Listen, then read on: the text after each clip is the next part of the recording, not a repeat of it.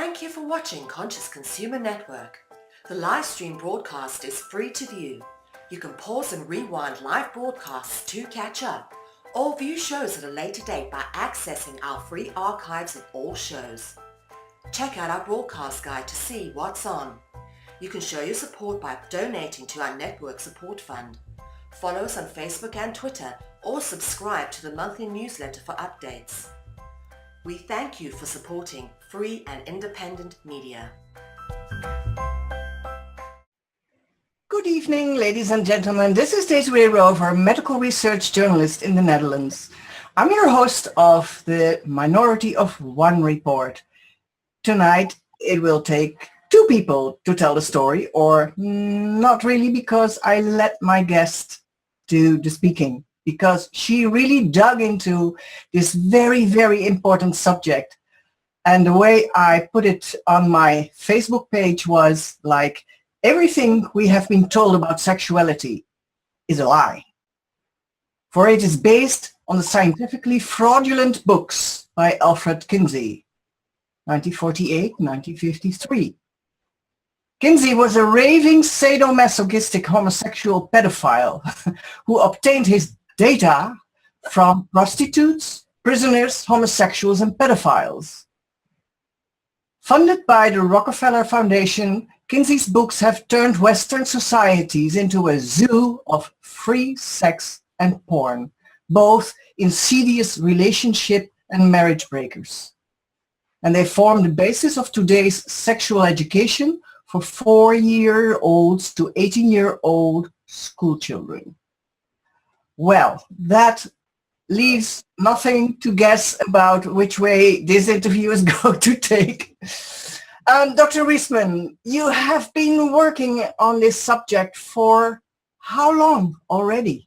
Well, I would say really the turning point was 1976 when, no, 1969.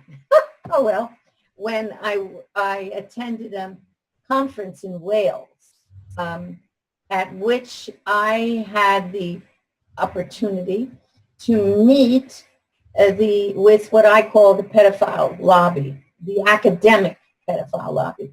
Mm-hmm. They were, as a matter of fact, one of your senators was there. I don't have his name now. And I realized, my goodness, you know, there's a group of international pedophiles who are academicians who have taken positions all over the world, because this was a global conference, and they are committed to having sex with children, but to legalizing sex with children. Yeah. And so you know, I met the people at this conference. I mean, they weren't just all pedophiles, but there was a group of pedophiles, and I believe the organizers knew about that and knew that they were. One of the main guys, a guy named, what's his name? Oh, I don't remember. Anyway, he was traveling across England at the time, and he was to land in Wales, Swansea, Wales, and to lecture on pedophile information exchange is what it was called, a organization and a text which told you where to get boys, you know, what parks to go to, how to approach the boy, and so on.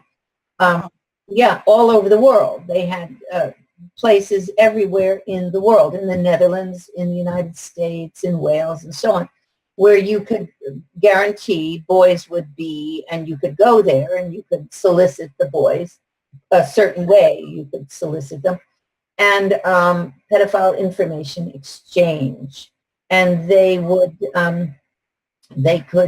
you could seduce them, you know, there.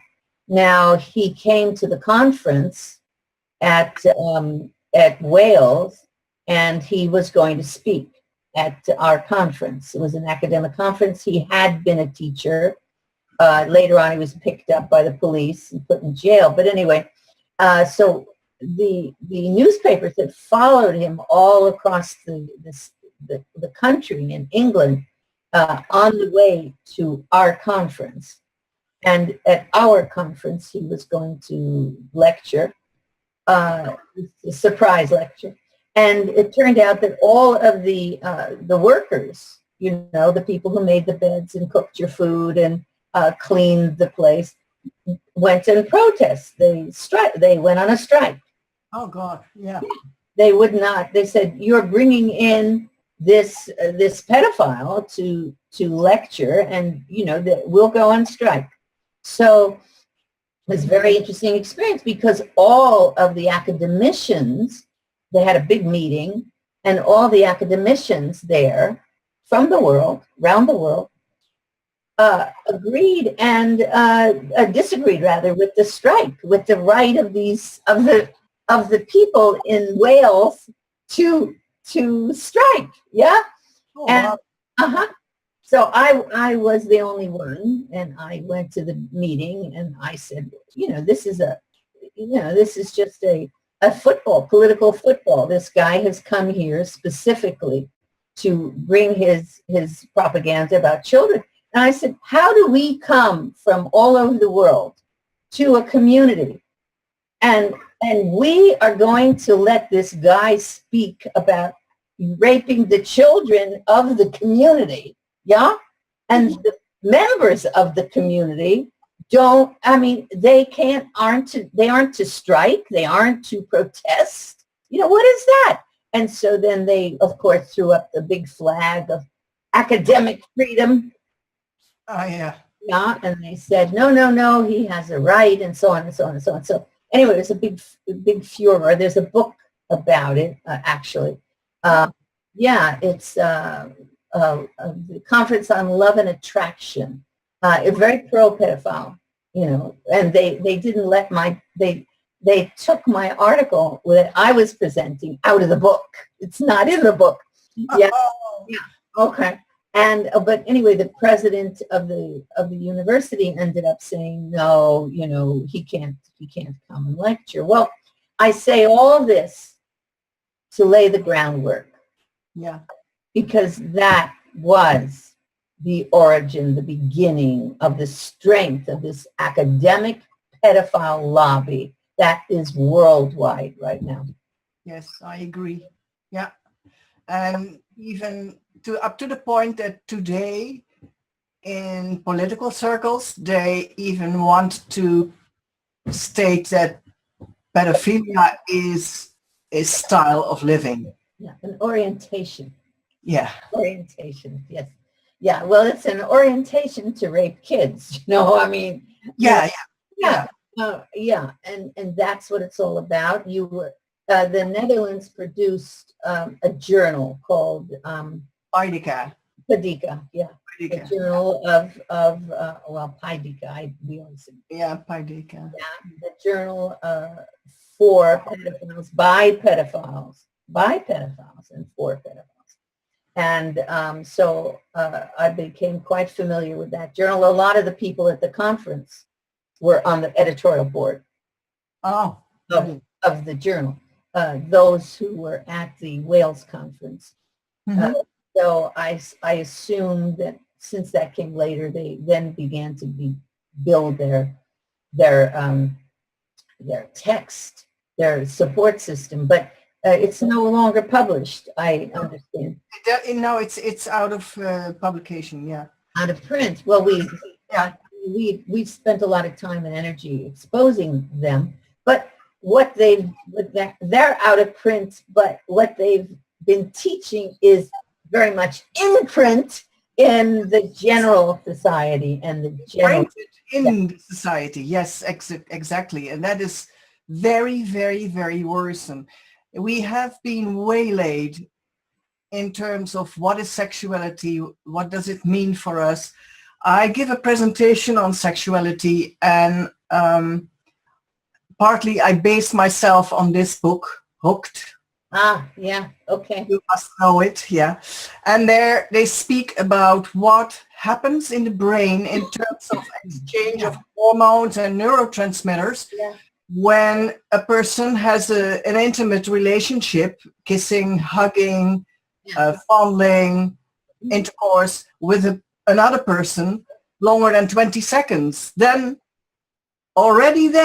something happens in the brain that is a bonding system. Nature has created it that way to safeguard the species, so that the mother and the father stay together. And well, it's a whole story, but that is so very important. And today, young people, they sleep with each other before even knowing each other's family name. They don't do a lot of sleeping. No, right.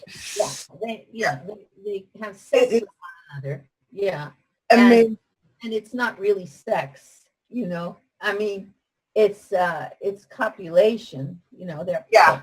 It's not love making. It's not making love. There's a huge difference. And additionally, some of the big problems, I mean, if we had been doing as a population, Kinsey said we were all doing these promiscuous things. We were having sex with everybody. We were this wild, but we just lied about it. We were just hypocrites. All right. Well, had we been doing that, then we would have had AIDS 70 years ago. We'd have had AIDS. We'd have had chlamydia. We'd have had herpes. We'd have had the epidemic of massive venereal diseases. We didn't, I mean, it was even illegal to prescribe a contraception if you weren't married. Okay. So what about all of the abortions? What, we just dug big holes and threw the babies in and hid our abortions? No, of course not. You know? So if we had been doing all the things that allegedly we were doing, according to Kinsey when he slandered, you know, the population. And remember, one of the big things in that piece I did for the television, Hugh Hefner, who is the father, you know, Kinsey was the father of the Playboy sexual, guy. Yeah. but he was the father of Playboy. He created Playboy. I mean, at age 22, he was a virgin. He was a virgin. He wasn't proud of it later when he realized, I should have been doing all these great things that Kinsey said. You know, I would be thrilled to come to the Netherlands and to give testimony and to talk to what has happened anytime, you know, that you folks want me to come. I did that in Croatia. We had excellent success in Croatia. Right now, what you described, the neurochemical reactions of the human brain, I mean, we're doing this to little children. We are in the schools, okay? Mm-hmm. Schoolrooms. I'm sure that this is happening in the Netherlands. It's certainly happening here. In the schoolrooms, we're exposing them to sexual material, to homosexual material, to transgender material now. So you're talking about monkeying with, well, actually physically rewiring those brains of those children and traumatizing them at the same time. So it's not even a question just of, as in hookup, of making the connections, but it's also that they are being overwhelmed by the trauma at a young age, at a very young age, in the schoolroom. Yeah. That trauma is a fear-based trauma, which comes with it cortisol, all these other things. And we are wiring them to homosexual, bisexual, transgender, every other kind of behavior. Yeah, and another part of what you're saying is that there are so much more homosexual people these days than there used to be. And it's not only that they are coming out of the closet these days.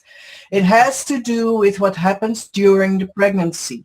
Yeah. When the mother is exposed to certain chemicals, hormone-mimicking chemicals, the fetus gets confused in what is natural and what is not natural. And he gets to, sort of detoured in his wiring to be a man or a woman.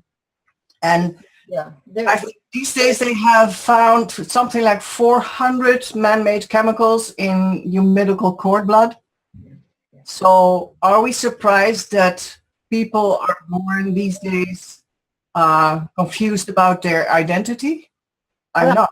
not only, I mean, we should not be surprised that we are getting multiple sclerosis, mass numbers, that we are getting asthma and pediatric, all sorts of pediatric problems and massive, physical problems with the immune system that we never had before. So why should we be surprised that sexuality should be any different? Mm-hmm. And the explosion in all of these other physical dysfunctions, when, years ago, people never had the kinds of enormous physical disabilities, terrible disabilities. Mm-hmm. And certainly children were not born with these amazing, disabilities that they're born with. Yeah. Well, one part of that story also is that the medicalization of childbirth is also infringing upon the bonding system between the mother and the child. In other words, safety and family bonding with the father and the siblings. But especially at birth, the medicalization of childbirth creates havoc in our systems. And it is not only in the bonding system, but also in the building of our intelligence. And that is what Chilton Pearce describes in his book, The Magical Child. It's amazing how stupid we are. Wow. I have doing all that sort of thing. Which book is that? Chilton Pearce, The Magical Child. The Magical Child? Yes. Yeah. Thank you. It's an amazing book, and it was a shock to my system reading it, because I thought I had realized a lot of these things already, but he goes so much deeper, and I thought, oh my God, this is even worse than I thought. One of the things also that he describes is the fact that the baby gets being taken away from the mother just after birth to be cleaned and this and that and the other. That first hour after birth is the most precious, most important moment for that bonding on many, many, many, many levels. Also on the building of intelligence, again. And you cannot, if you have stepped over that moment, then you cannot retrieve it. You cannot do it again or later on. So we miss steps in our development with contact with our mother. So, for instance, when babies are taken away, not only it is very unsafe because where is their mother? It's all new, and what are these people doing with me? But also, they learn to use a blanket as comfort instead of the mother. And that is why all these people today are so materialistic, because they are still trying to find that primal safety in things, in stuff, in material. That's very interesting. Now, is he American? Yes, he is American. Yeah.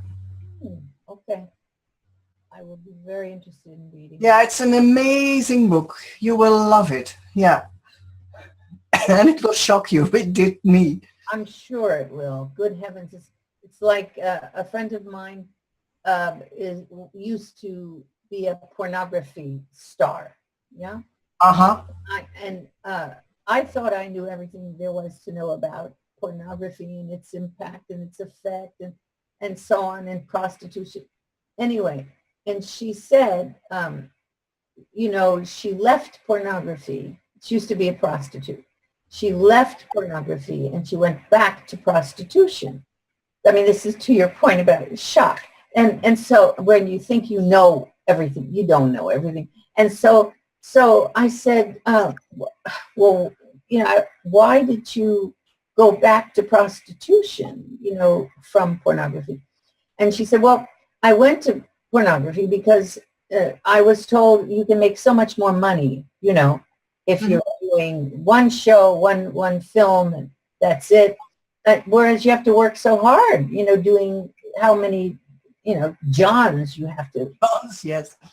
And she said, but she said the dehumanization she experienced in pornography was so much more horrific than drugs and the alcohol you have to consume. Was so far outside the realm that she said, you know, she said, sometimes when you are in prostitution, the guy will buy you a cup of coffee. Yeah, exactly. You know, this didn't happen in pornography. I mean, it was just violation after violation after violation. So to the point that you're right. We don't know. We never had these experiences, you know, when we did not have the experiences when we were young. I mean, for me, I'm over 80. When I bonded with my mother, right? I mean, I had those experiences, and we had no knowledge of even pornography. We would think that prostitution was horrible, which it is. Yeah. But 10 years later, we have had this mass inundation of pornography. So, yeah. That's amazing. But let's go back to the basis. You have written several books about Kinsey. I have here one. Kinsey, sex fraud. Let me see. Oh, I have only one hand to use. Yeah, that was my first one. Yeah, this is it. And there is another one I downloaded from your website, drjudithreisman.com. People can download all these books in PDF. I sketched Alfred Kinsey, who wrote The Sexuality of the Human Male in 1948 and of the Human Female in 1953. Those books, that is the beginning of all the debauchery we see today. Yes, it is. Can you take it from there to bring the audience up to speed how that worked? Yeah, sure. Well, okay. 1948, remember World War II had just ended for us in 1946, 45, but 46 actually. So our guys were just coming back from the war, very damaged, we understand now about post-traumatic stress disorder. We did not understand about that at the time. We knew it was called shell shock or something like that. And so these guys are coming back and they're trying to start their lives again, which means they have to find their wives, try and start again with their children, try and patch things up and patch up the fence and the house and so on. So they were very preoccupied with rejoining the nation, with rejoining the world. They were not paying attention to what Alfred Kinsey wrote. No. This was not a population focusing on this insane man, right? They would read some, and they would think, this guy, what is that? He was saying that they were doing all these things, and they go, well, somebody probably is, but not us, So because they did not focus on him, And because he was a draft dodger in the United States at the time, for anybody to try purposefully to avoid the service, the military service, was a shame. I mean, it was awful. The people around him would think horrible things about him. Stigma. Yeah. So he was a draft dodger, and he allowed all his young lovers, who were his co-researchers, to get out of the draft, to get out of the service. And so they were home, as were others who were of the same ilk. And they began teaching, of course, what he had said, teaching in schools, in colleges, not schools. I mean, it wasn't grammar school then. So it was at the higher levels. Mm-hmm. And so mom and dad would be sending their kids to college, right? Mom and dad had been part of the greatest generation, sent their kids to college, and their kids are learning from these, if not perverts, it's those who are inclined to like the idea, yeah? So it starts to spread, and the Rockefeller Foundation, they arranged a mass media blitz all across the country that said, yes, that Kinsey's telling us the truth about ourselves. You can't believe what your mother and dad say, as if they would talk about it. They wouldn't talk about it. So anyway, it was a perfect vacuum to begin to redraft the nation. And not only that, but in 1955, that redrafting was moved by the Rockefellers into the law. So in 1955, the Model Penal Code was created by the Rockefeller funding, and that Model Penal Code became the law of the land. And what it did was all of the sex crime laws that had protected women and protected children were pretty much wiped out one after another. By 1974, we had no-fault divorce, which meant that you had no way a woman could retrieve money. It used to be before that, if husband had cheated on wife, yeah? Mm-hmm. Yeah. Or sometimes the wife would cheat on the husband. Mostly it was husband cheated on the wife. He would commit adultery. Adultery was considered to be a horrible thing, and so it was against the law. Yeah, all these laws were overturned. So soon women were being divorced by their husbands. He would have another girlfriend or two or three or whatever. She gets no alimony. She has to go back to work. She has to raise the children because he's left the children and so on. And that then was considered to be okay. At the same time, the laws on rape were reduced. When Kinsey came around, rape was punishable in the United States of America by death. Half the states in the Union you could be killed. It was capital punishment. Yeah. Yeah, you could absolutely. Half the state, it was that serious. So half the states in the Union, you could be killed. The other half, you could get life in prison. Life in prison. So rape was considered to be a very serious offense. Why? Why was it serious? Well, the concept was that if a woman was raped, right, or she said she was raped, that made her damaged goods in the eyes of other guys. Yeah? Yeah. So she wouldn't say that. She would not come to a courtroom and say, John, and it wasn't gang rape in those days, he said he would marry me. I had sex with him. This was rape. Yeah? Okay, it didn't matter if you gave consent. Remember, fornication was against the law. Fornication was marriage. Yeah. So cohabitation was against the law, all right? Yeah. So a seduction was against the law. It was a felony in California.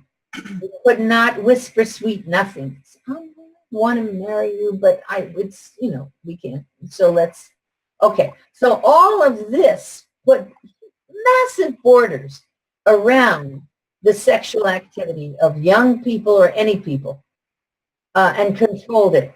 And by controlling it, controlled illegitimate birth, which is what we called it in those days, controlled, which now they say sex out of wedlock, illegitimate birth, it controlled abortion, it controlled divorce, it controlled everything. Was controlled. So in that sense, there's no question that women and children were infinitely more protected than they are today. Yeah. So that's to start with. Yeah. Today, women are, how you say that, free game. When in Sweden, these gang rapes are going on, and I heard something like that. The police gave bracelets to girls with "Don't touch me" on it, so guys will not touch. I mean, God, which planet are they living on? Well, okay, to your point earlier about the human brain, yeah? Uh-huh. We have rewired globally the human brain. Yeah. And therefore, we have a whole different character. Men are different. Women are different. Children are different. Yes. That means judges are different. Prosecutors are different. Police are different. Presidents, heads of Chamber of Commerce, heads of universities, all have been rewired. So it's not the same nation or nations globally as it was. You can't compare, no. Yeah. Yeah, it's true. Yeah, it's amazing. And it seems as if people stopped feeling. They have been desensitized in all sorts of ways. And then I'm not even talking about what food or what they present as food today will do with your system in terms of how you feel, how you think, how you act, and so forth. So yeah, it's I'm surprised that we've retained as much civility as we have. Yeah. I think that's a credit, to the human being. It's because, as we were designed by God, it's a credit, because the attack on the human mind has been unprecedented. Yes. With television, with commercials, with advertising, with with the chemical assault. So it's psychological assault, chemical assault, physical assault, everywhere. Yes, I agree. The resistance is shocking, that there is this level of resistance. And I think I credit, God-given powers for that. Mm-hmm. One of the things that I do want to mention, because somebody just wrote to me about it recently, it was the connection between Kinsey and the Nazi pedophile. Okay. Yeah. In one of my books, the video, Kinsey's Pedophiles, there's a video that was produced on YouTube. Mm-hmm. Yeah. Pedophile. Mm-hmm. And Tim Tate directed that. He's Amnesty International award-winning director and so forth. And Tate directed that. And Tate, I said in one of my books, where did Kinsey get all these children? How could he get his hands on all these children? We had a 2-month-old baby being used for orgasm, being tested around the clock. We had a 4-year-old being tested around the clock and achieved, quote unquote, orgasms, 26 orgasms in 24 hours. I mean, these are all inhuman experiments on these little babies and these young children. So I said, it's inconceivable that it turns out it was 2,035 children were being used. Where did we get all these children? In the United States of America, to get that number of children? At that time, police, I mean, where? So I thought, I experiment. I said, possibly with Hitler Germany, you could have gotten the children, with police having no problem with overseeing that.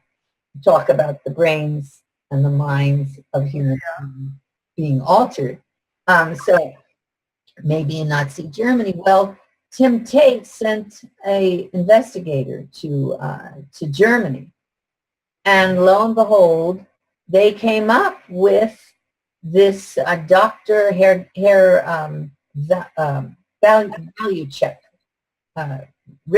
Fritz von Valuechek, and he had access to all these children in a ghetto in Poland that he was in charge of.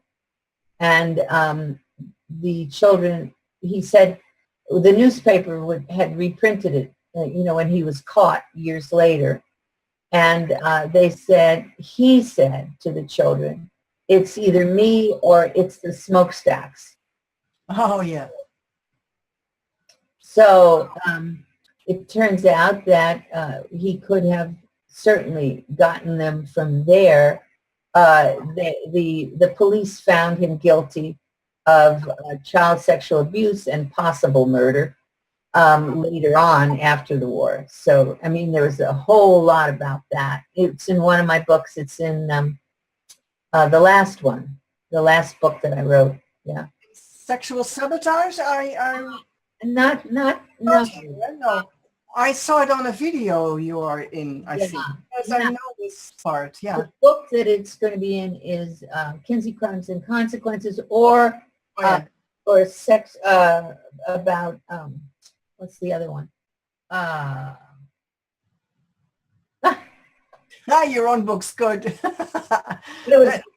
Whatever. Yeah, it's in another. Go on my website. It's Yeah. And so they found him. And you see, and there should be a massive investigation.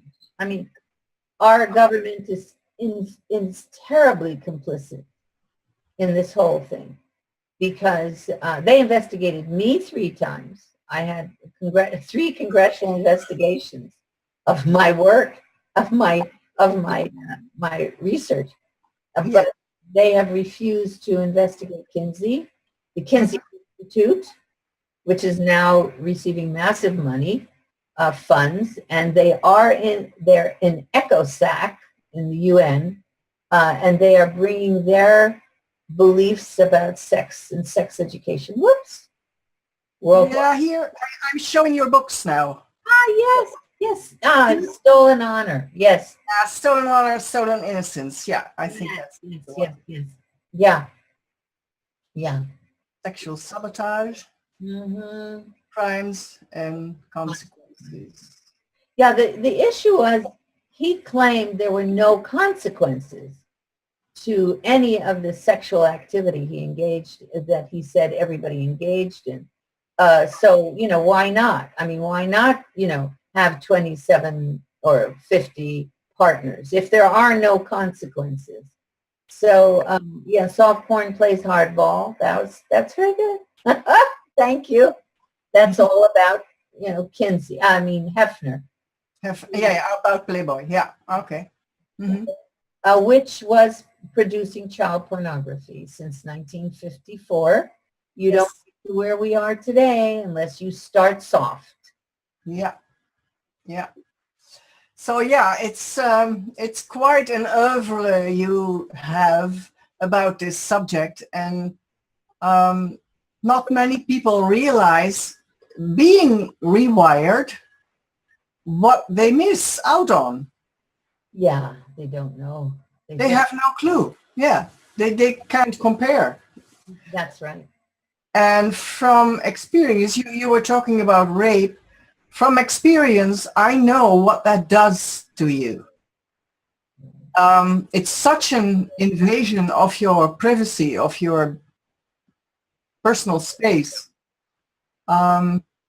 It stays with you for years, even if you work on it to let it go. And even if you realize that it's being done most of the time by men that you know, but that it is a way that they want to have love and don't know how to ask for it. That is when you really work it through, then you come to a point that you can think that, and then it's easier to leave it for what it is. But the scars and the effects are still in your cellular system. Yeah, yeah. And that is another story to get rid of that.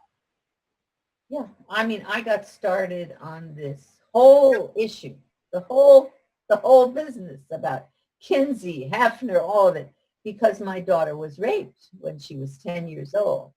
Oh, wow. And which is frankly nowadays not that unusual, you know. No. Even the age is, you know, it could be 10, it could be 11, it could be 12, it could be infants, it can be toddlers now. Yes, yeah. It's gone down tremendously. I mean, it's premium for babies. Babies are the premium on the computer.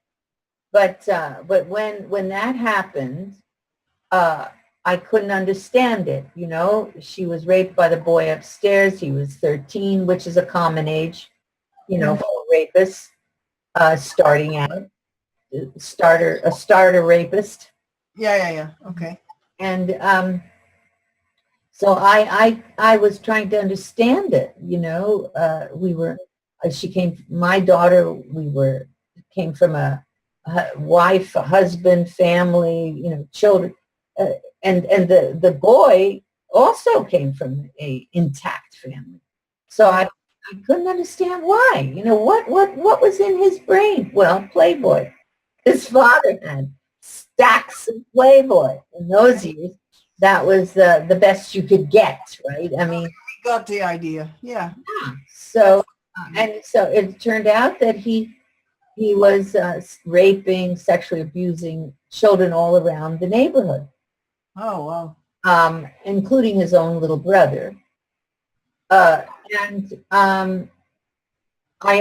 that led me, because my child, when she finally, it took her a year to tell me what happened. Yeah, of course, yeah. And when I finally understood what happened, I thought we would go to the police. She said, no. She didn't want to go to the police. And I thought, well, okay, she doesn't want, you know, the boy was already gone. He was sent to his family in England. That's where he came from. Oh, okay. So we couldn't get the boy, so the result was that I didn't connect the Playboys at the time. I really still didn't connect it. I always thought it's just, you know, that's something that little, you know, dirty old men go to get this magazine. But later, when I saw I started to read about Kinsey, although I'd always heard about Kinsey, but I hadn't paid attention to that any more than Freud. You know, Freud said we were all envying somebody's penis. What is that? Yeah. You know, what? Are you? I'm not. I mean, I remember thinking as a kid, I was about 15, I guess 14, when I heard about Freud's theories of envying penises, and I thought, well, wait a minute, why should I do that? I haven't even ever seen one, much less, you know, how am I going to envy something I don't even see? What is that? Yeah. So then I began to research about Kinsey, And I realized, wait, so, okay, this guy, Kinsey, creates the notion that you can have sex with somebody. It's science. Hefner says he reads Kinsey and he says, oh, I will be Kinsey's pamphleteer, you know? Yeah. And so it goes from the science in the law, the science in the schools, in the textbooks and so on, through to the creation of pornography. Yeah? Yeah.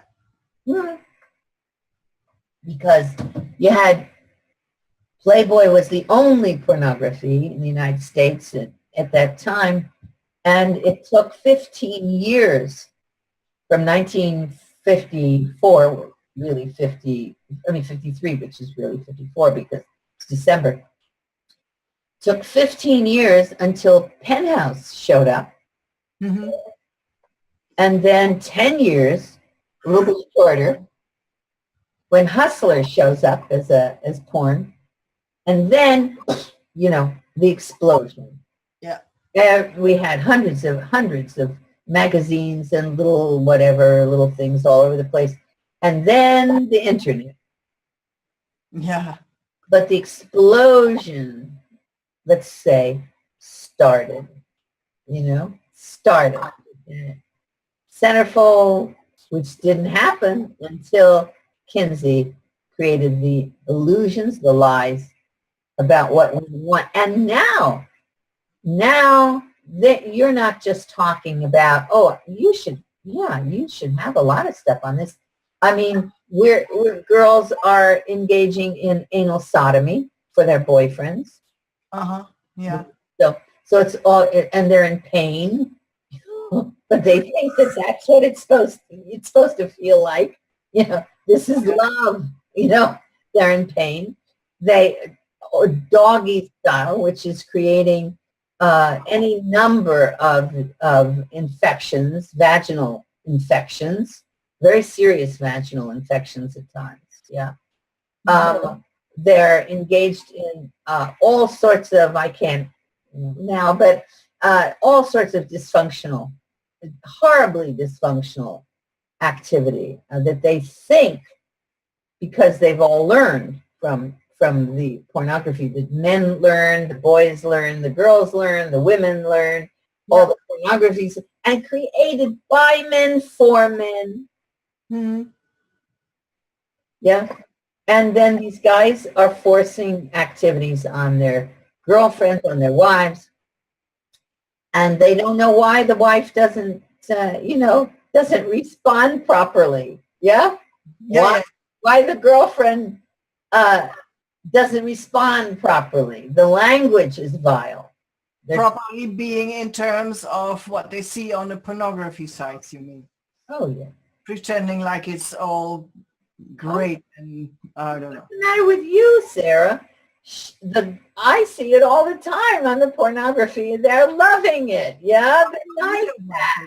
Oh, okay. What's wrong with you? Yeah. Sorry. This is such delusion. Or as a wife, you can feel, even if it's not very on a very conscious level, you notice that when your husband comes into the bedroom all ready to go, because he has been watching porn, and then you can finish the job for him, so to speak. Then you feel that it has nothing to do with you, with who you are as his wife or his. And you're right. It doesn't. Love is nowhere to be found in a thing like that. Yeah, and it's so sad. I mean, well, there's a website called NoFap. Have you heard of that one? No. Okay, there's a website where must have about 70,000 people have written in now to this website. NoFap means, oh, I forgot to even talk about that. It's masturbation. Uh-huh. Yeah. Kinsey Kinsey was a porn addict, obviously, and he was a masturbation addict. I mean, he did incredible damage to himself. Yeah. He died of orchitis, Mm-hmm. which had to do with his testicles and his, you know, his component parts, because he did such violence to himself. Yeah, he hung weights on them And hung from the, and he, yeah. and he collapsed on the ground from this. He cut himself to you know, he used a knife in the bathtub to Yeah. I mean, unbelievable. This was the father of the sexual revolution. This is the man that everybody's been learning their sex from. It's amazing. It's absolutely amazing. So as a result, any number of women and men have lost totally. Oh yes, they're writing in about their masturbation, and they're saying, I cannot function. They're impotent. I mean, masturbation will lead to impotence. No question about that.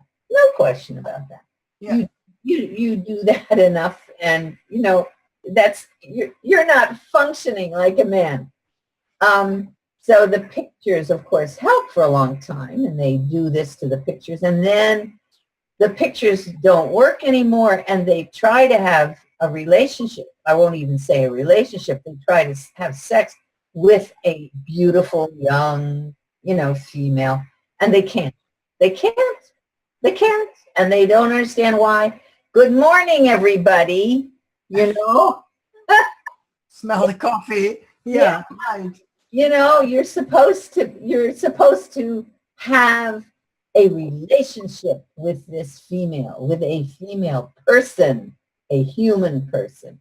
And so they've been writing in, and the answer for that is you have got to stop completely. You've got to stop masturbation, and you've got to stop using porn. You cannot become a functioning male while you still have porn and masturbation.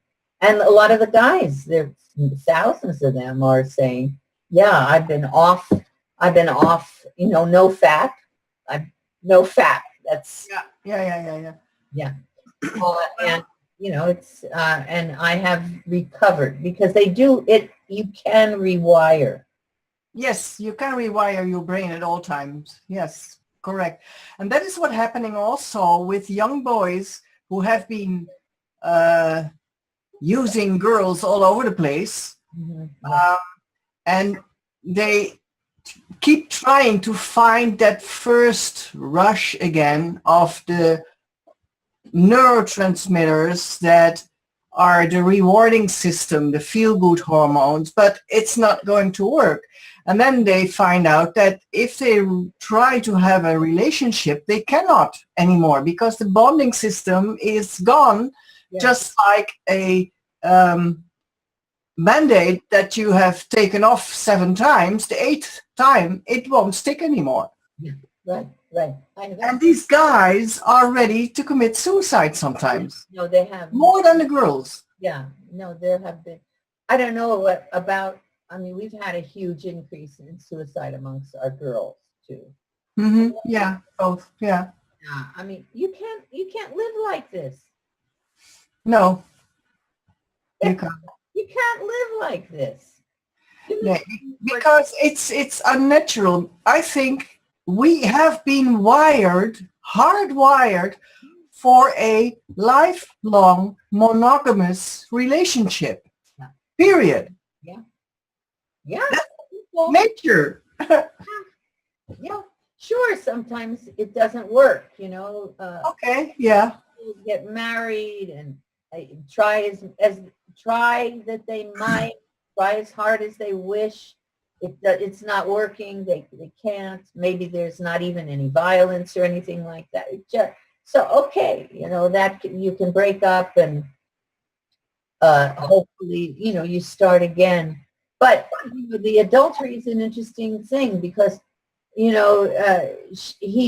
watch pornography and he decides, oh, I think it's more exciting to me, this pornography, than when I have sex with my wife, right?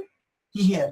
This one's more exciting. So, and he has an adulterous relationship, and that's exciting at first. Oh, it's very exciting. Yeah, because it's sneaky. It's behind the scenes, and he's always afraid of being caught. So then he divorces his wife, marries the new lady. Yeah. And what happens after a while? Same thing all over again. All over again. Yeah. And also, what I have noticed is that the second wife is a younger version of the first. Oh, yeah. Very often. Oh, yeah. And you keep going down, right? Younger and younger, right? Yeah. Maybe this is going to work. No. Again. The issue was we had to have a human being and another human being relating to each other, giving a chance for this love to unfold. And on a deep level to connect. Yeah. And people who want to hear about how that works can go to Barry Long, an Australian shaman, you could say, who has written about sexuality. And he always spoke to the man saying, it's your job to please your woman. Because if she is satisfied, you are in heaven. Yeah.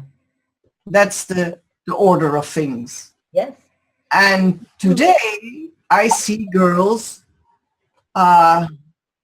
changing who they are to please some boy. And then I think, oh, darling, you got it all wrong. Backwards, right? Yeah. Oh, yeah. The girls today, well, they're so afraid of being left without a guy. Yeah. I mean, it used to be in the old days that, girls, they said, well, that a guy will sleep with the girl and then he's not going to want to marry her, Yeah. No. It's terrible. That's not right. Usually a girl who would sleep around came from an environment that had abused her. Mm-hmm. Yeah. So that was okay. But now girls so fearful that they will never date, much less marry. Yeah. They will engage in, as I said, sodomy, for crying out loud. Are you kidding? There is a website for teenagers that speaks about sodomy as if it's a normal thing. I mean, gosh, it's not an entry. Yeah, guess how? Big news. Big news. Right. Yeah, no, I mean, Planned Parenthood has websites and they are promoting sodomy, no question about it. They have cute little names for it. Yeah. Cosmo magazine, Cosmopolitan, constantly is talking to the girls about, do you have Cosmo in the Netherlands? I suppose you do. Yeah, I think so. Yeah, Cosmopolitan. Yeah. Yeah, well, the whole back section has, this is what you have to do to get the guy to be interested in you. You have to have the sodomy. You have to do all of the perversions. And when you look at these perversions, they are all homosexual. All homosexual. There are none of the perversions that you would engage in, that they try and teach you, that are not homosexual. Why? Because, homosexual cannot engage in sex eye to eye, lip to lip, body to body. They can't. It doesn't work out that way. Yeah, doesn't. So, I mean, And these are the guys who promote this kind of stuff are at, I don't know if they are in their own awareness homosexual, but that's what they're doing. And it's dehumanizing. It's dehumanizing to the men, it's dehumanizing to women. The guy engaging in this kind of activity with the girl, he thinks less of her, though he doesn't know it. He thinks, why does she allow this sort of thing? He's demeaning himself. He's demeaning her. Everybody is, and he doesn't know why he's not interested in her after this. Yeah, right. Yeah, it's sad, very sad.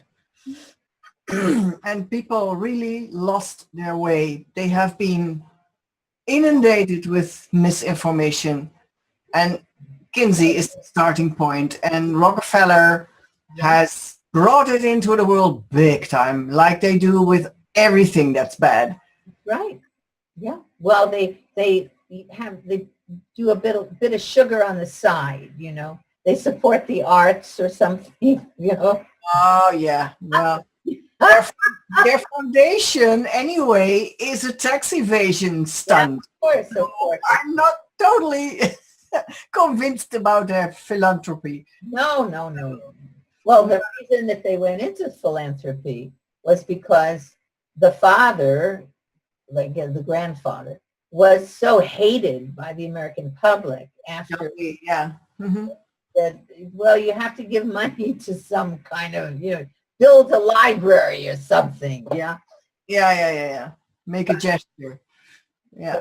But the Carnegie Foundation, the same thing. The Soros, my goodness, Soros is... Oh God, yeah. Soros money went into Croatia. When I was there, in Croatia, it's against the law to say that you are a pedophile. You don't, here in the United States, I don't know about, I'm sure it's okay. In the Netherlands, it's probably like the United States, but in the United States, you can say, I am a pedophile. You can say that. Uh-huh. And nobody can arrest you, for saying that you're a pedophile, right? But you have to be caught. Not in the act, yeah. Which is already another problem, but anyway. But in Croatia, when I was there, the idea of somebody saying he's a pedophile was enough to get him arrested. And Soros brought in a whole slew of pedophiles from around the world and continues to do so, by the way. Stoltz, what? I forgot how you say his name. Herr Stuhlhofer, right, was one of the big teachers in Croatia he was trained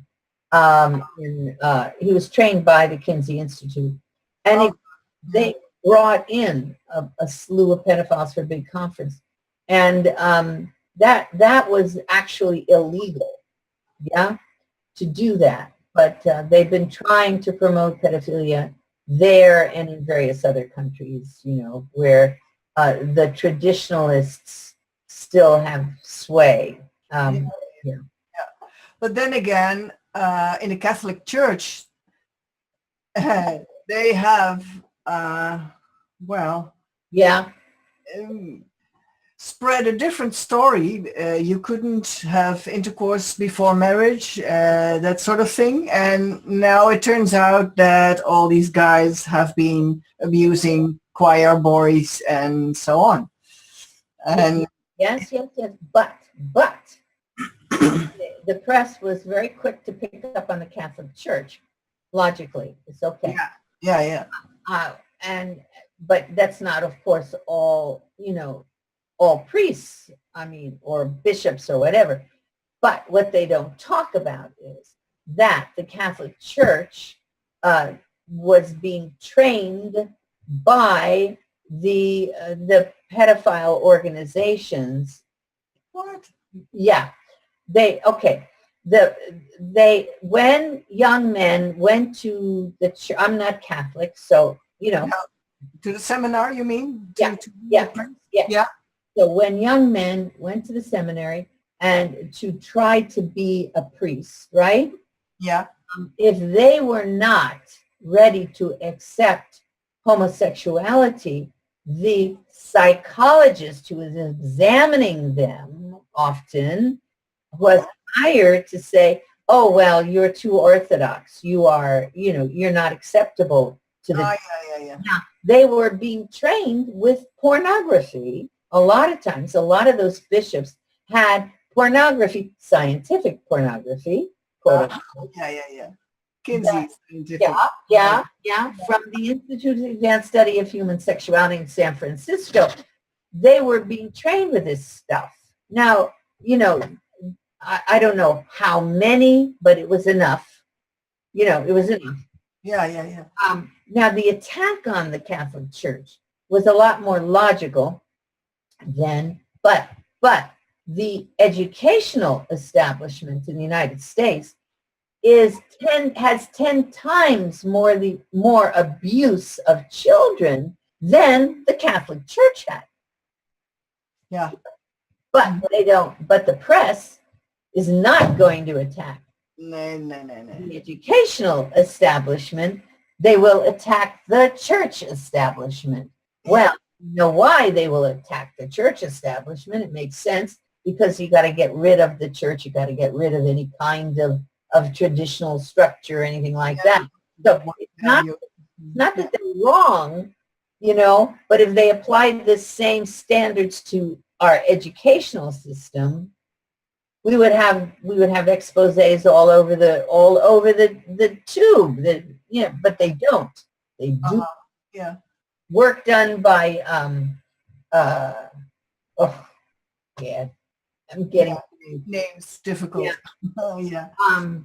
But they excellent work done by this investigator from Hofstra University, I mentioned, who came up with the data on sexual abuse in the schools, which is off the charts. Off the charts. Whoa. Sexual abuse in the schools. And every day, you could Google it, every day, there's going to be 2, 3, 4 different reports on sexual abuse by teachers and even women teachers. Women teachers now, absolutely. I heard that, yes. Yeah. So, when you do this to a society, every aspect of the society is going to be impacted. Yeah. Oh, yeah. There was this coach that was abusing kids also in America on a college or something. Oh, yeah. We have them all over the place. And right now, one of the problems is hazing of young boys. Oh, yeah. But it's sodomy.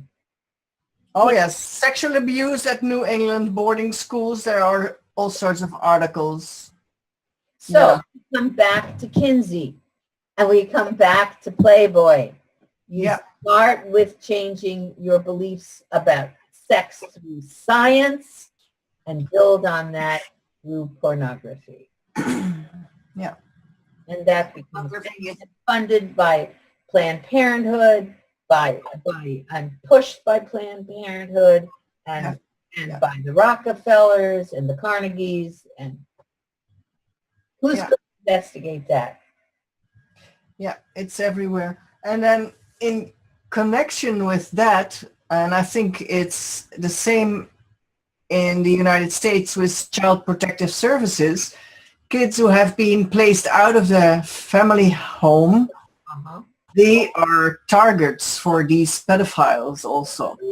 Oh yeah. What about BBC, the British Broadcasting, right? Oh yeah, the guy. Yeah. I mean, it's not just him. It's all of the whole structure for the BBC. Yes. They all knew what he was doing. They were either participating themselves, or enabling. Now, the press isn't going to go after them the way they go after the church. Oh, no. Yeah, that won't do. So, I mean, and there's just this continuous flow. And the entertainment industry, when do we read about the entertainment industry? When it finally, well, what's his name? Michael Jackson. Uh-huh. Finally, gets exposed to some extent, to lately to a greater extent. But yeah, you cannot change the rules of this society. You cannot switch from the Judeo-Christian structure upon which we were based Yeah.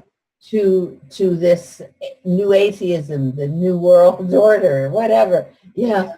And not expect that we are committing suicide. Mm-hmm. Yeah, but they don't mind that because eugenicists are everywhere also, or in Planned Parenthood and everywhere else. Oh, we didn't get into eugenicists. Yeah. Yeah. And who reads? You and I talk about this, right? Yeah. But who the public has got to be aware. How is the public going to be aware? They are entertained. Exactly. Yeah. Olympic Games and football and you know what, but not this subject. No.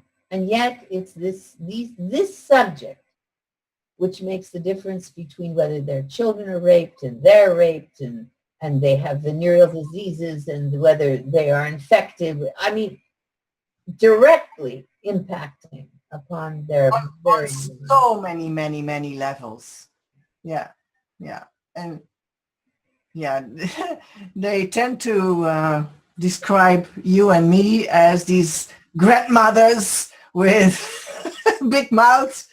Yeah, but maybe grandmothers have a lot of flying hours. Yeah. So they have seen a thing or two and have experienced a thing or two. So maybe listen up. Yeah. Little ones. Frequent flyers. Yeah. Yeah. Because really, it's not only that our societies are committing suicide, it's that they're committing homicide. And they're, the latest in the United States, of course, is they're trying to understand why we have a rape culture in the universities. Really? My goodness. How come? Gee. Whoa. You've had the hookup culture, at the universities. Is there a connection? Is there possibly a connection? And our kids don't even, I was talking to a young girl just the other day, and she said, she said, I'm not drinking so much anymore.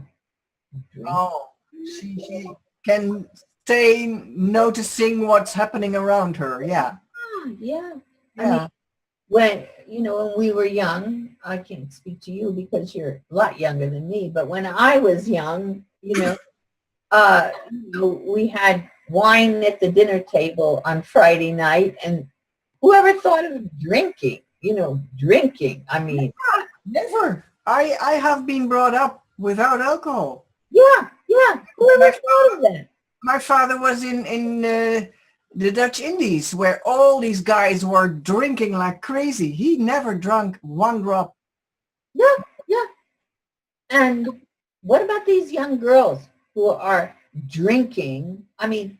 You see this. It's not just a movie. They go to parties and they drink. They chug or whatever. They have coma drinking, they call it in Holland. Yeah. So, coma suiker. Surprised that they wake up and they've been raped. Yeah, strange, huh? Yeah. And so they're very surprised about this rape culture. They don't know what to do about that. Well, I say it's very interesting, but you got the rape culture in grammar school. Yeah. You got a rape culture in primary school.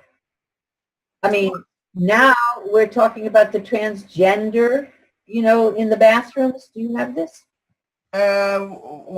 Well, they are trying to put it on the map in Holland by making a television program about an 8-year-old boy who wants to be a girl, or the other way around. I don't know. That's, Poor kid. You don't know what you're talking about. and the parents, these parents who allow this, right, are celebrated. They, it's their moment. It's their moment of glory. They can be on television because they are enabling their little boy or their little girl to become the opposite. And the press loves it, and the television love it, and because it's nice and radical, it's terrific. And we know that the children are destroyed. Yes, absolutely. We know that. Yeah. Children are being destroyed with this behavior. And there's no justification for it, and so on and so on. And from our federal government, Obama, it'll be the same under Hillary. Yeah. From our federal government comes the jackboots, you know, the Nazi high boots stomping down, you know, to the schools, that they have to open the doors in the bathroom and let the boys and the men come in the bathroom, even though they know what's going to happen in the bathroom. Yeah. Yeah, you can wait for a disaster to happen. Yeah. But it's the same thing since women are in the army. Yeah. Yeah. A lot of mischief is going on there too right now. Huge problems. We had in 1999, 14,200 males and quite a few more females raped or had sexual abuse. They weren't all raped in the service, in the military. Yeah. Now, okay, you got men being assaulted by men in the military, right? Usually their bosses, whoever it is that's above them. Then we get surprised that so many guys are committing suicide. Yeah. In the military. Yeah. I mean, what do you expect? You know, so, and who's going to go into the military? Who would go into the military voluntarily if they know that transgender, everything is okay, and you can be raped? You can be a male raped by another male, and if 14,200 admitted that they were sexually abused, that they were raped while in the military, how many others were? Men don't like to admit that sort of thing.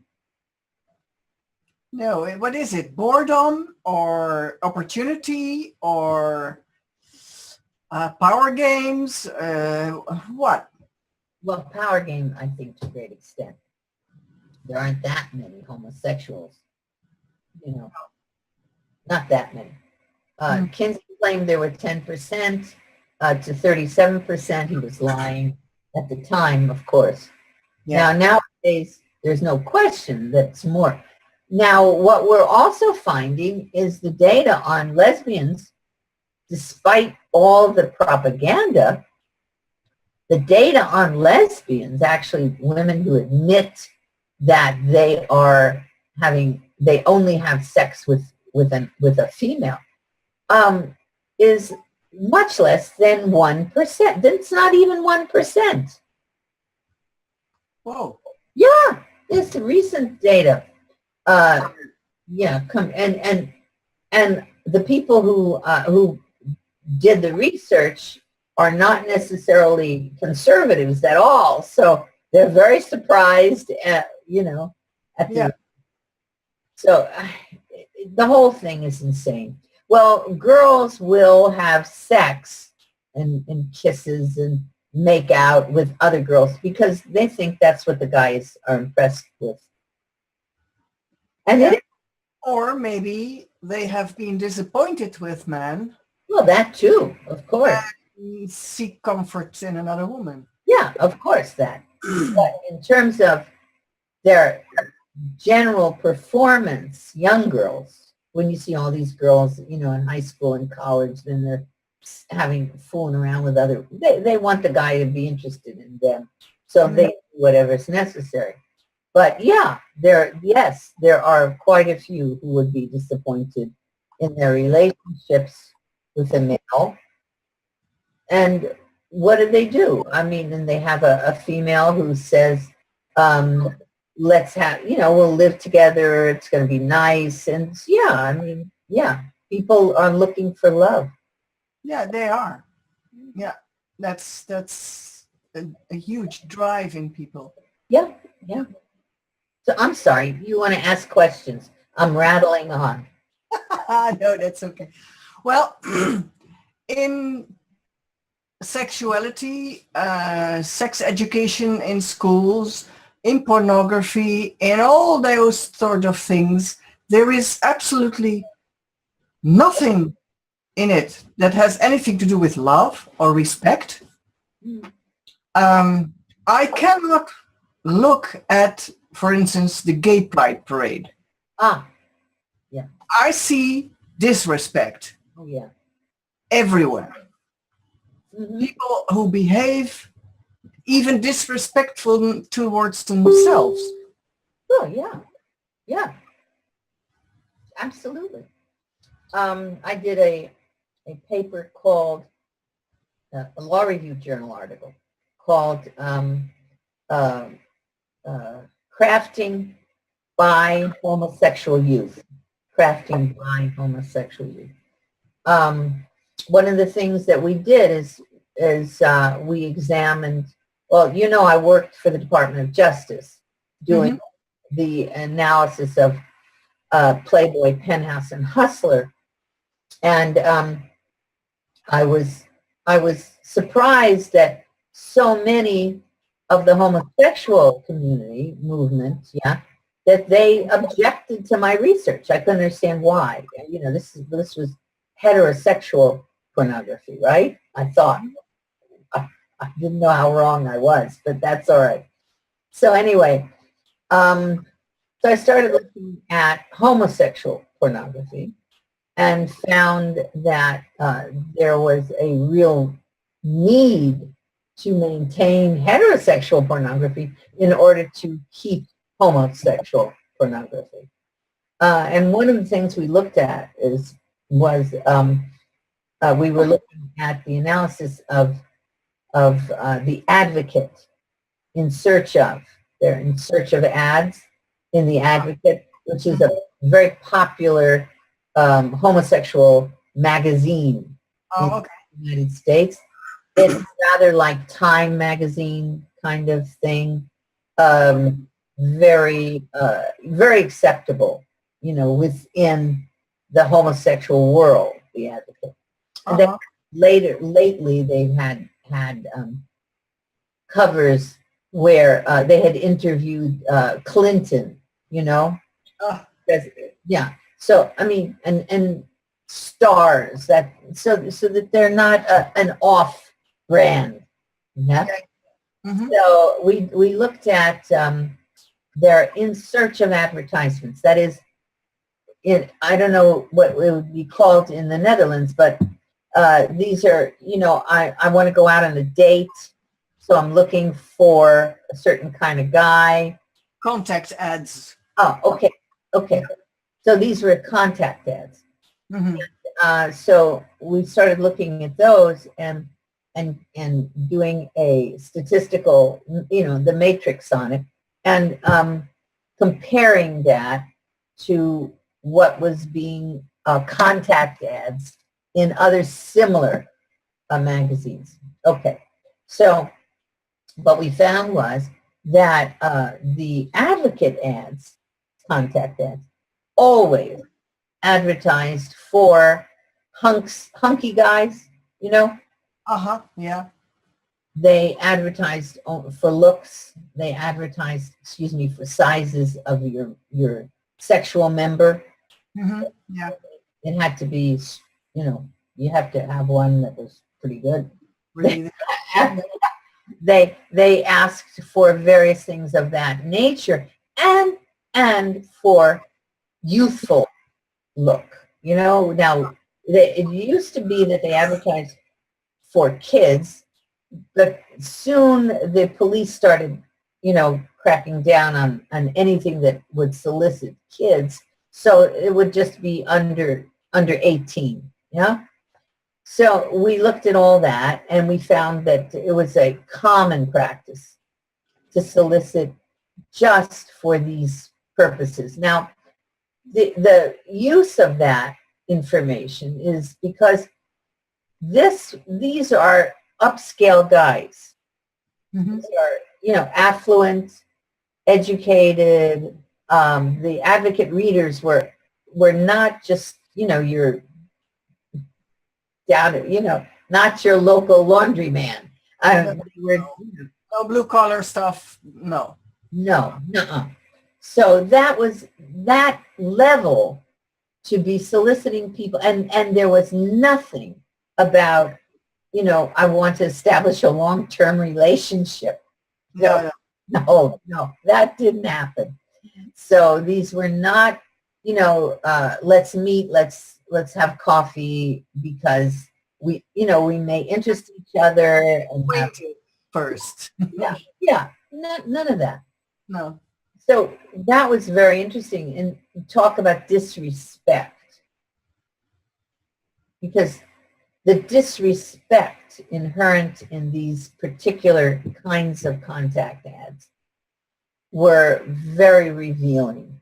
Then we looked at what is called the homosexual dictionary. Yeah, I found that. Yeah. So, and we did an analysis of the number 1, 2, 3, 4, 5 most important things in the dictionary. We thought that the size of your member would be the most important, but it wasn't. It was children. It was words that dealt with sex with a child. Oh, wow. A teenager or a child, yeah? And that was chicken, chicken, roast chicken, heads over heels, which is a description of what you do with chicken, with, heads over, and drums, have a drumstick, all kinds of words that pertained to sex with a child. Yeah.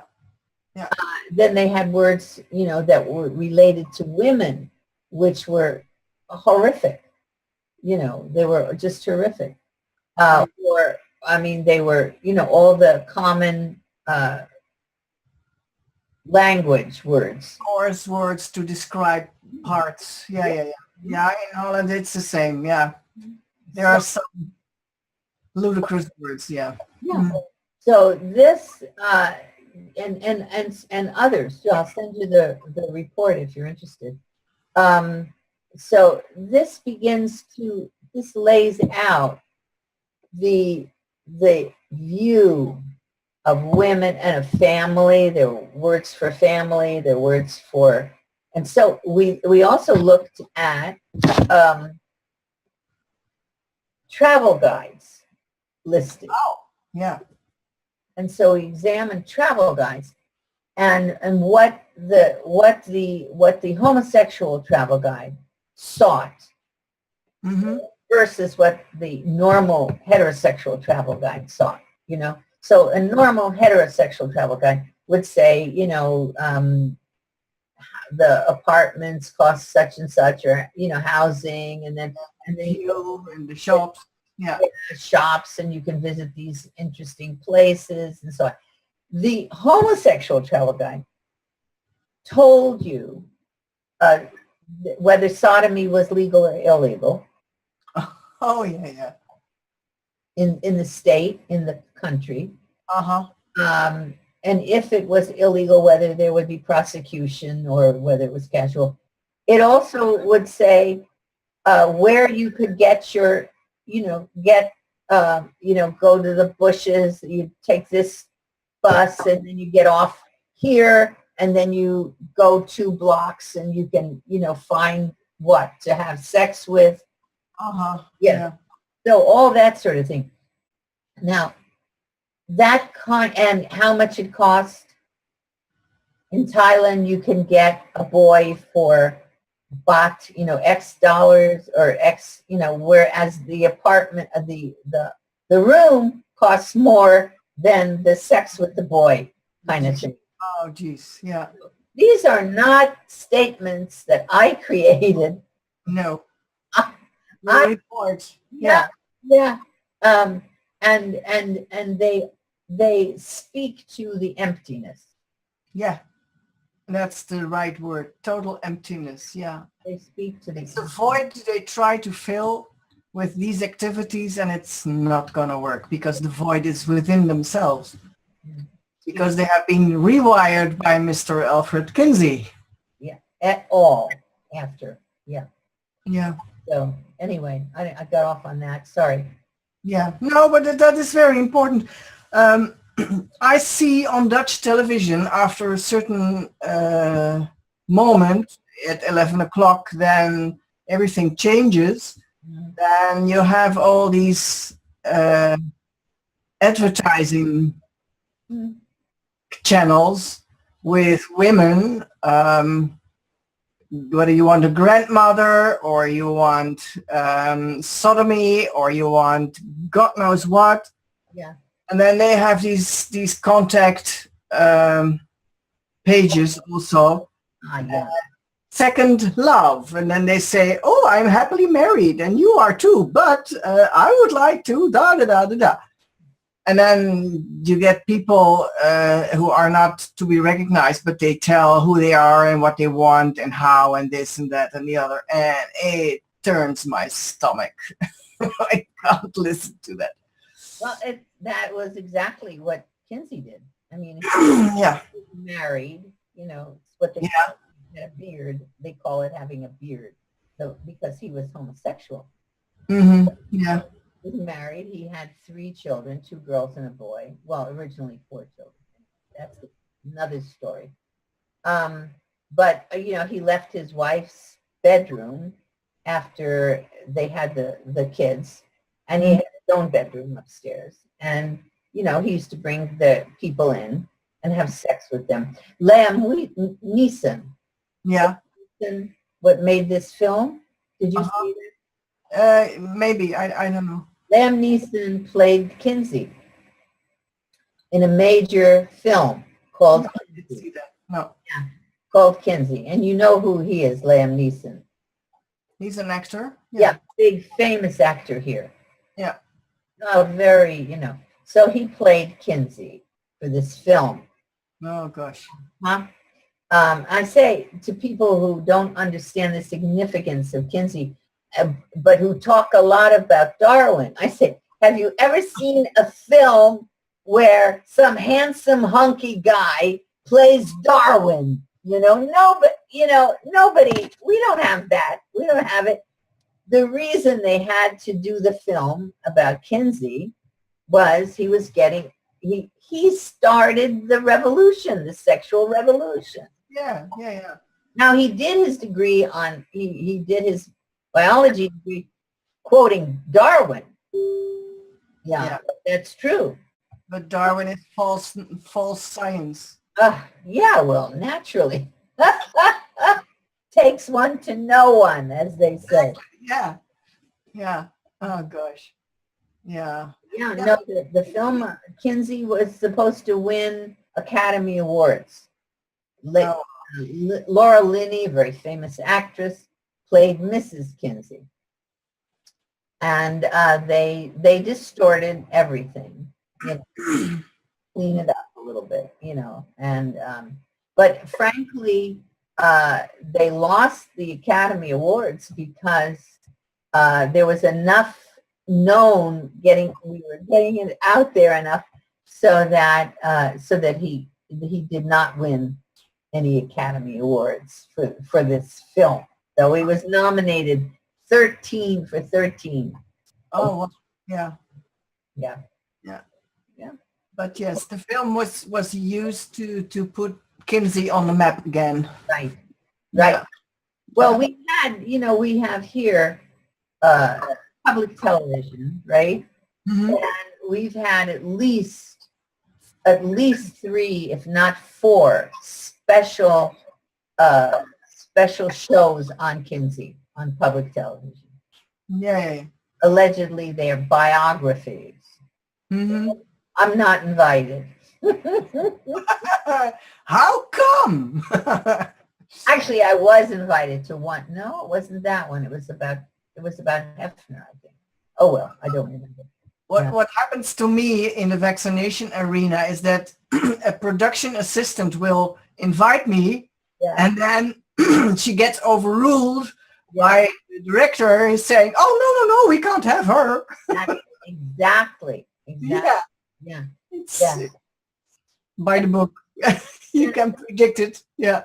I mean, it's so sad that there is such censorship, because the people are cheated, and then they cannot reach out and learn on their own. They're drinking, they're drinking, they're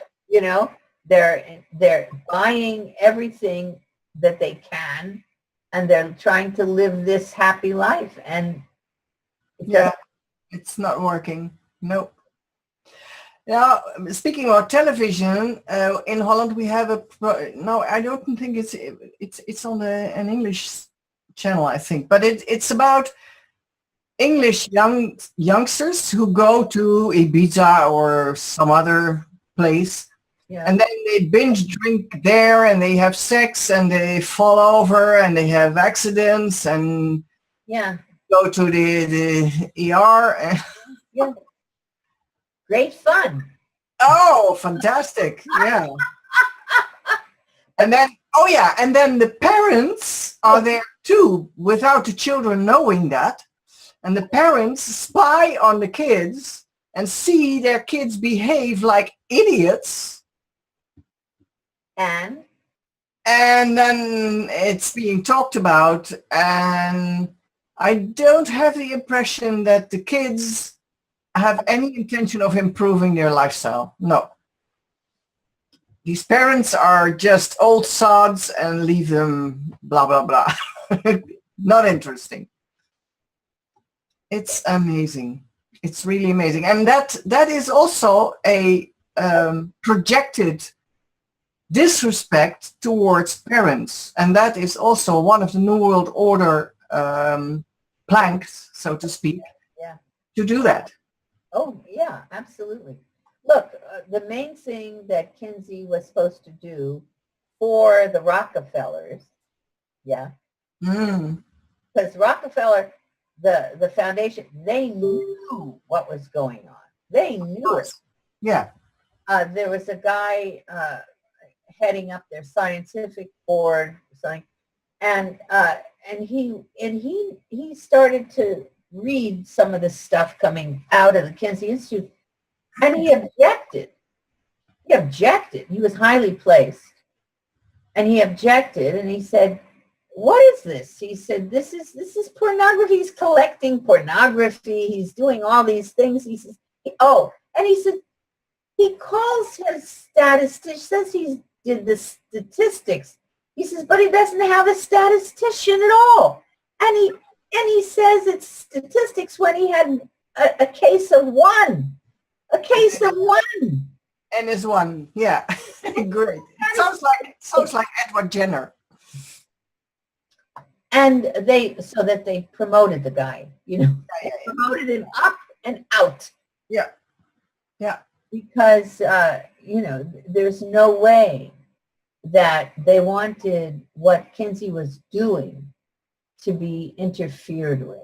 Exactly. Yeah. Because it is a very profitable thing to have the whole population by their short and curlies. Well, yeah, and that's big pharmacology, big pharma, Yeah, sure. making a fortune from all this dysfunction. Yeah. Of course, not only with the Viagra and that sort of stuff, but also with the silicone boobs and that sort of thing. And the vaccines, Yeah, sure. vaccinate all the little children for HPV, for Hep B, and hope they're trying to get syphilis and gonorrhea, and we'll get all these vaccines, Yeah. vaccinate these little babies. Yeah, right? Yeah, I know all about that. I have been working with vaccines for 20 years, investigating them. And in 2009, I wrote a book on the HPV vaccines in Dutch, I'm sorry to say, but everything that I sort of predicted in question form, I had questions. Well, if these vaccines are based on recombinant DNA technology to create virus-like particles, can it be that these virus-like particles get recombined when they are in the body with something? Well, and sure enough, they found this DNA built in the DNA of girls who have been vaccinated. And I also said, who says that this is not a sterilization agenda? And what happens is that girls, they have not even have their menarche, and they are in like women in the menopause, like 50-year-old women. So apart from the neurological damage, which is huge with these vaccines. Yeah. And another thing is, and that it pertains to what we are talking about, it forces parents to talk about sexuality with their children when they are 12 years old and basically are not really interested yet if they at least have a normal childhood. But I can tell you that normalcy in childhood is disappearing fast, because my grandson, when he was 12 years old, he got on his cell phone pictures of girls' vaginas, asking him, please deflower me. 12 years old. Well, that is not coming from these girls. That is learned behavior. Yeah, of course. Of course. Induced behavior. Of course it is. Yep. Yeah, it's mind-boggling. I almost wrote a book called Pedophiles in Power. Oh, Yeah. Yeah, it is, because they are everywhere. In Holland, we have this Mr. Demming. He was in the judicial... Yes, he's the guy who was in Wales. Oh, it was him! Yes. Hey, Joris Demming. Yes. He is very bad news. And you know why they can't go after him? No, I don't. Because he would take down Yes. royalty, politicians, industrialists, you name it. Well, it's like that's all over the world. Yeah.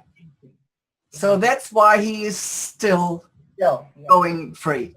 Yeah. The only reason, because he can take with him too many people. That's the guy who was in Wales when I was Joris Demming. Yeah. Where's the bucket? Big one, please. Yeah. My wake-up call. Uh-huh. Yeah. It's amazing. Well, there is so much that has to do with when you are being abused or misinformed or rewired in your brain concerning your sexuality. Yeah.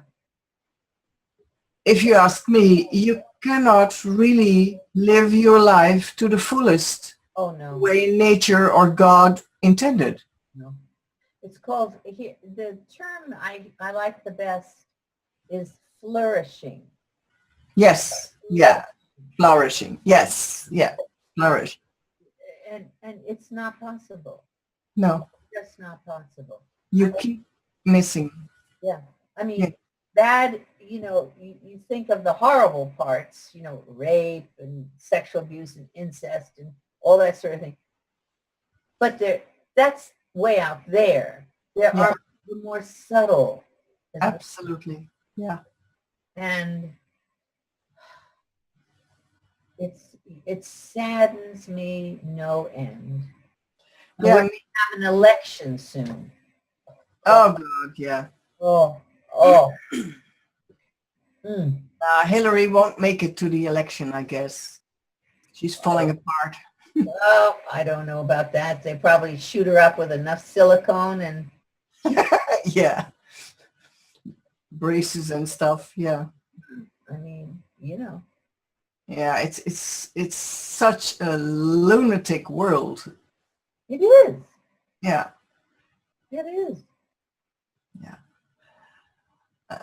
And yeah, I remember the way it used to be when I was in school. When I was 14, 15, I was 60s. And I never went with a hippie thing. I had this knowing inside me that, okay, that's not for me. Mhm, mhm. And it was not done where I lived. It was in the center of Holland in a countryside, more or less. Oh. So everything happened 50 years later, so to speak, than in the big cities. But yeah, it was very structured, old-fashioned, clear. Therefore, also Yeah. values were, this was what it was, and there was no way around it. Even to the point that in wintertime, girls who had to bicycle 12 kilometers to school, as I did, they were not allowed to have pants on in the classroom. You needed to wear a skirt. Yeah. So it was that strict. Yep. Yeah. It was a public gymnasium, so not religion had nothing to do with it. Yeah. I mean, I didn't even think of that because, we relate everything in your country to our country. Yeah. Yeah.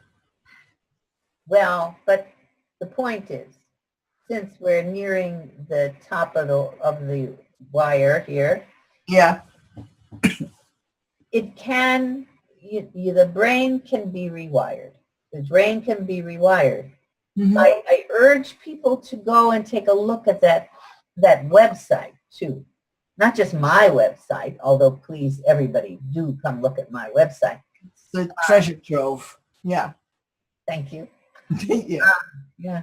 But the one about NoFap, it's called FAP, no FAP, FAP.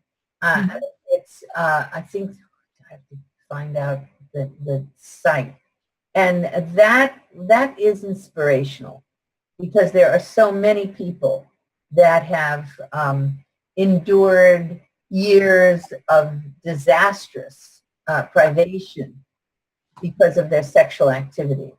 And they're saying, okay, I quit masturbation, I quit pornography, and the world has opened up. Uh-huh. Yeah. Yeah.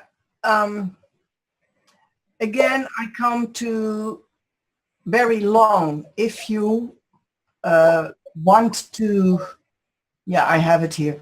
If you want to rewire your life in the way we are meant to be, then you can do that, but you need knowledge. Yes.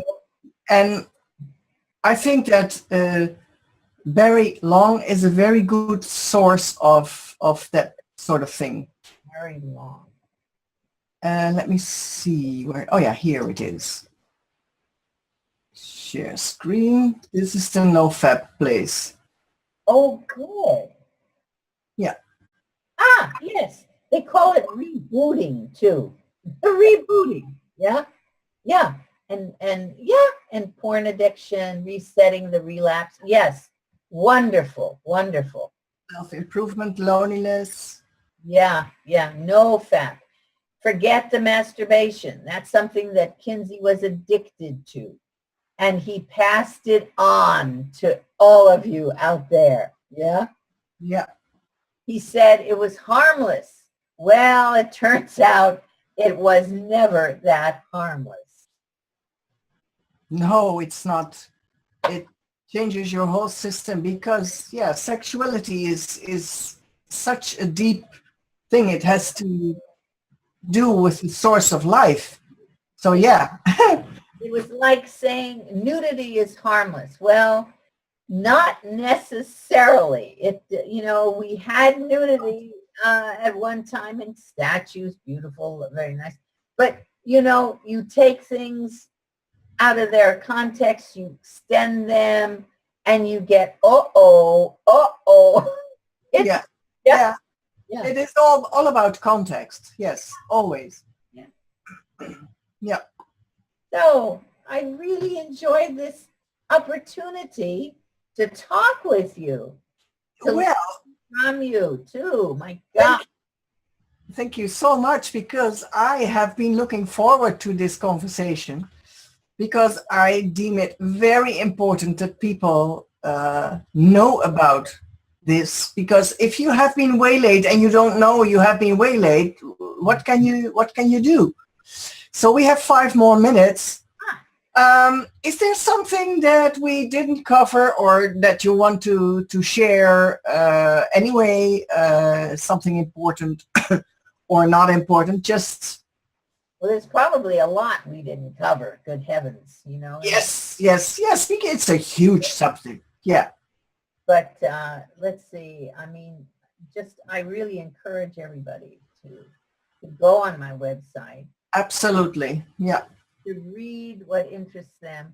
If to and I want to thank Michael, my Webmaster. yeah, my webmaster. Oh, he's a genius. Thank you, Michael. I hope you see this. Yeah, and read and read and read. And there's a lot of information on there, not just about, from me, but it's just in general in about this situation, these issues. The incest, the promotion of incest is astronomical. It's off the charts. Yes, there is a German book for parents and kids, toddlers. Yes. It's called Dr. Spiele. Yeah. Doctor Games. Yeah. Doctor. Yeah. The Germans have been crazy. Thank you very much.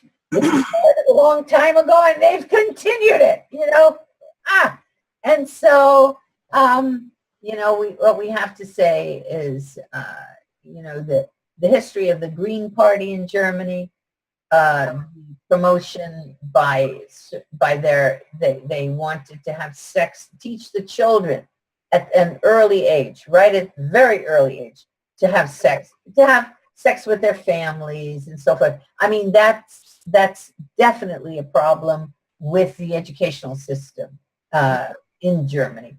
And maybe it explains some of what Merkel, is that maybe that explains some of her problems. I don't know, but maybe she was in Eastern Germany originally, but yeah, maybe it rubbed off. I don't know, but whatever. They've had insane things that they've lived by or learned by. So, but we all have, because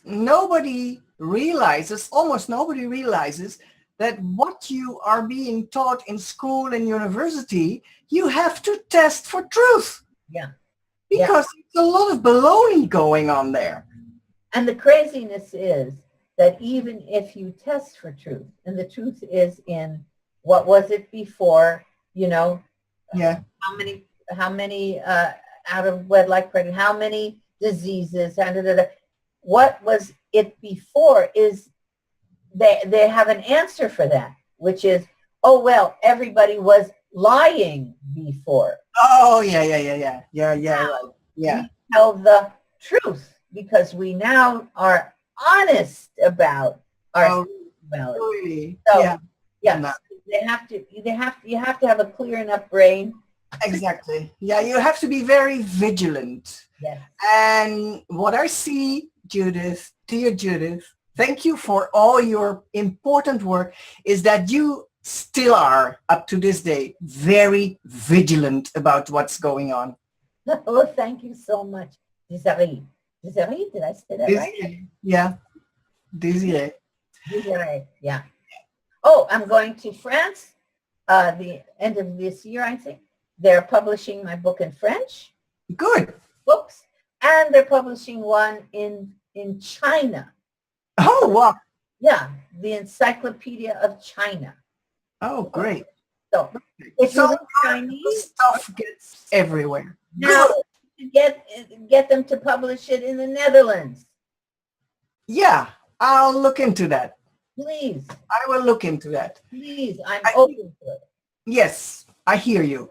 And I think I know it's important. And we are out of time now.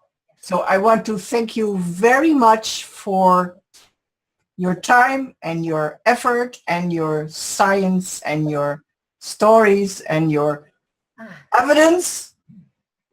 Thank you. You're welcome. You're welcome to the people in the Netherlands. Bye-bye, Dr. Judith Reisman. Bye-bye. And viewers and listeners, thank you very much for your attention. This was a very important show in terms of the content. And you can look at it at the archives, and Judith's webmaster can put it on her website as a YouTube later on. So that's what's all possible so that the message can be spread everywhere.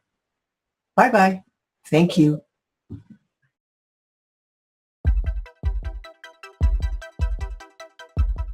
Conscious Consumer Network was designed to create a live broadcast TV network for free and independent media and has been live on the air since the 1st of January 2015.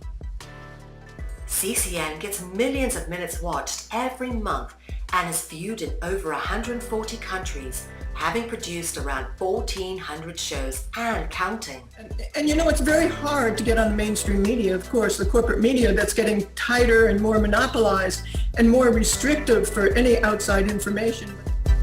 The live broadcasts are free to view and all shows are archived in high definition on YouTube. CCN plays host to a stellar team of broadcasters and producers, all of whom rely on the network to get their message and information out to the world.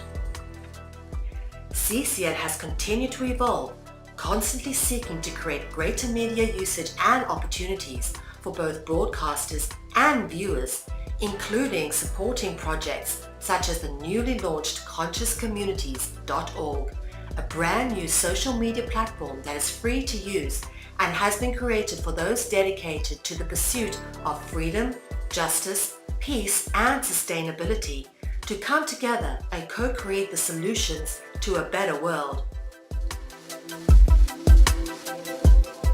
Due to the constant heavy usage, we are in need of replenishing and replacing of key hardware and infrastructural wear and tear. This includes the fixing and replacing of parts of the live broadcast equipment system, as well as increasing storage capacities for content and projects. Without this, CCN and its affiliate projects will simply not be able to continue. Conscious Consumer Network is a publicly funded project, and it is up to you all to keep CCN on the air. Support our funding drive with a donation or become a monthly pledger. We thank you all for supporting free and independent media.